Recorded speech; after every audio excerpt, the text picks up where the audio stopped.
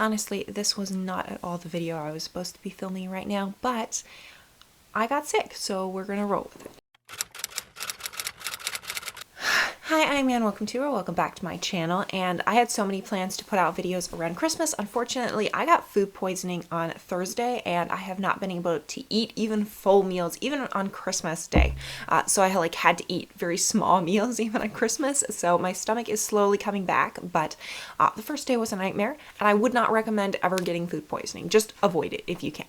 But I'm finally feeling better, and I decided instead of uploading the videos that I planned to do earlier this week, because some of them aren't applicable, like I had a recent reads, but that recent reads has changed since I've read different books. So instead, I thought I would do something fun this week or these couple weeks and do a 12 days of Christmas videos, where I would post a video every single day for the next 12 days from today to the Epiphany, which is January 6th. To start off all the videos that I will be doing these couple of weeks, I decided to start one off for a reading haul, because that's a wise decision when I'm trying to carefully work through all my TBR. But I did know this was going to happen because I knew that my mom had gotten me a few books, and then my mother-in-law got me a couple books, so I have books. I also have a few gifts here that I got for Christmas that are, I would say, bookish adjacent, but are not actual books. So let's just jump into the book haul, and you can see all the books that I got for Christmas. The problem is, keep in mind, all of these I have to read by the end of next month. So by the end of January, I need to have read all of these, which some of these are easy, some of these are a lot harder. So let's get into it. So a few months ago, my mother and I went to Dollar Book Swap, which is a place in my area where all the books are $1. They're now $1.25 because inflation, but so we went there, and I found a whole bunch of books that I wanted. However, I couldn't buy them because I was on a book buying ban at the time. My mom was like, well, why don't I buy them and just give them to you for, Christmas and your birthday? So we'll split them up in half. So these are the half for Christmas, and then I'll be doing another haul for my birthday in January. Let's just get into the haul from the Dollar Book Swap. So these are all used books. Some aren't in the best condition. The first one is The Once and Future King by T.H. White. This is a fantasy and a retelling of the King Arthur story. I know nothing about this, but I've seen it everywhere. We have a few copies at my bookstore, and I've always wanted to read it, but I'm excited to finally be able to read it, because clearly I have to now. The next one is a book that I've read, but I want to, if I can find time, to reread it, and that's The Wrinkle in Time. I remember reading this when I was very young, and I don't think I ever continued on in the story. And I remember liking the book. I remember even liking the old movie that was from the 90s, even though they are quite different. Even though I've heard a lot of people say when they like the book, they really don't like the movie, but I enjoyed both, but then I was also a child when I read both, so I probably didn't understand a lot of the nuance, but I do want to reread this. The next one is a book that I remember my mother talking about when I was younger, and I always wanted to read it, and it's more for children or for young adults, and it's The Witch of Blackbird Pond by Elizabeth George Spear. I remember seeing covers of this in my bookstore and hearing good things about it, and I never read it when I was younger, and I always wanted to, and my mother says it's a great book. And then, of course, because I have to make it easy on myself, I picked out an incredibly hard book to read, and I got the Aeneid. This was just the copy that they had at the Dollar Book Swap, and I've been considering buying a copy of this, but I didn't want to spend a whole lot of money because I'm not sure how much I would like the Aeneid, and I've heard such mixed feelings about it. Some people who've read it love it, some people don't, and this one obviously is an early Roman. Virgil was Roman, right? Not Greek.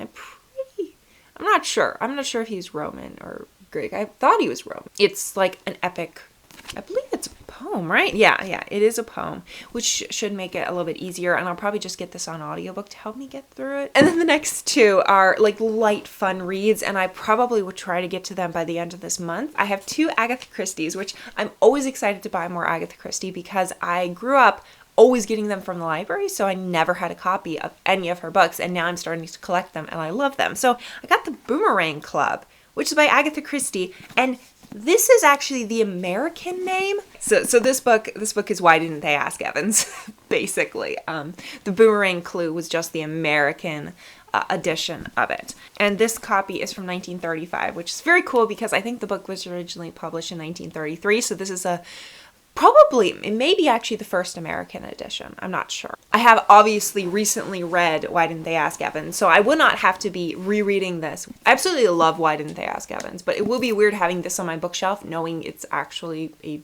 different book. But yeah, I'm excited.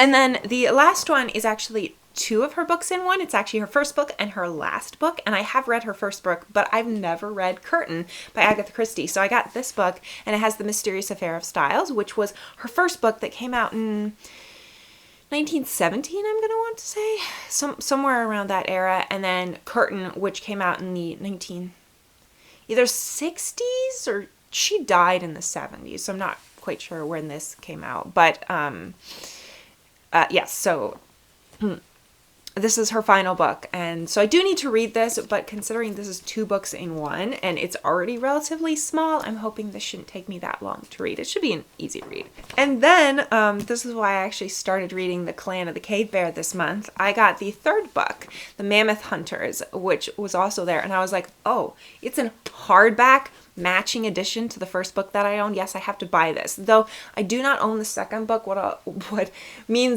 that means is this is like two books in one, because I want to get the second book from the library and then read this third book. And I'm currently reading the first book. I'm about 50 pages in, and I'm absolutely loving it. So I look forward to reading more of that. Now we get to like the hard book that I've been avoiding, that I'm terrified to try to read because it is like 1,000 pages, and that is The Count of Monte Cristo. This is a whopper of a book, and this copy is not in the best condition. As you can see, the spine is coming off just a little bit, but it has this beautiful art in it on like just random pages, and I absolutely love this copy. I'll probably read this on audiobook because I definitely don't want to be like fiddling with this book and reading it too much, because I feel like it would just all fall apart. So that's my big book to read probably in January. And I did get a couple like new books from my mother-in-law and from my father-in-law. So from my father-in-law, I got this Half-Baked Harvest Every Day. So it's a cookbook, and it's a very gorgeous cookbook.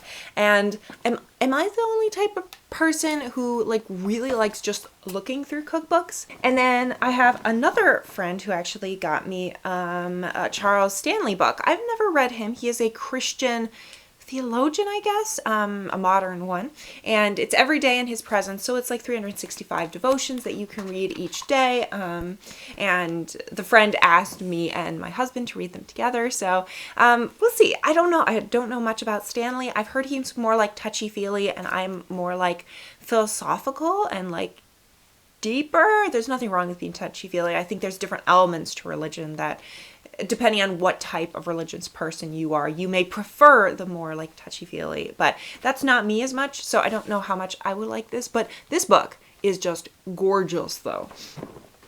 And finally, I'm really excited about reading this. It's Egypt's Golden Couple, When Akhenaten and Nefertiti Were Gods on Earth, by John Darrow and Colleen Darrow. So Colleen is actually both on Instagram as well as on YouTube, and I discovered her because she wears like 1920s fashion, and she's also an Egyptologist, and she's very cool. I would recommend checking her out either on Instagram. She does like lives on Instagram talking about Egypt. I'm really excited to read this book because it just came out, and I've been wanting to get it, but I can't because I'm on a book buying ban. So I'm really excited to read this, and yeah. All right, so those are all the books that I bought, but I did get a few like bookish things. First of all, of course, my mother-in-law gave me a gorgeous candle. This one's called Midnight Spice. I don't know, it has like this like earthy smell to it. Not really earthy. I don't know. It's strange to describe. I think this would be perfect for like Halloween. I don't know. But very, very good smelling. And then my mom got this little ornament for a tree. It is Harry Potter. Actually, it's the first 3 books of Harry Potter, a wand, and then the last book of Harry Potter. And it's so cute. I love it. And then my mother-in-law also got me tea, a bunch of loose leaf tea. As I'm like throwing it. I actually tried this one yesterday. It's cocoa chestnut herbal tea. And I'm a big fan of like just different flavored teas, just to try different ones. I love variety when it comes to tea. So I'm excited to try all of these.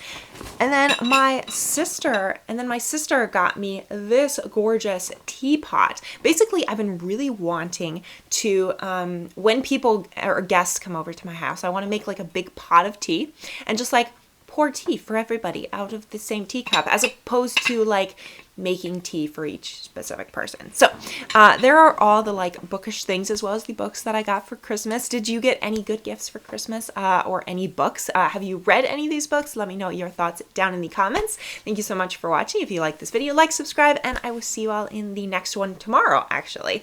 Have a great day. Bye.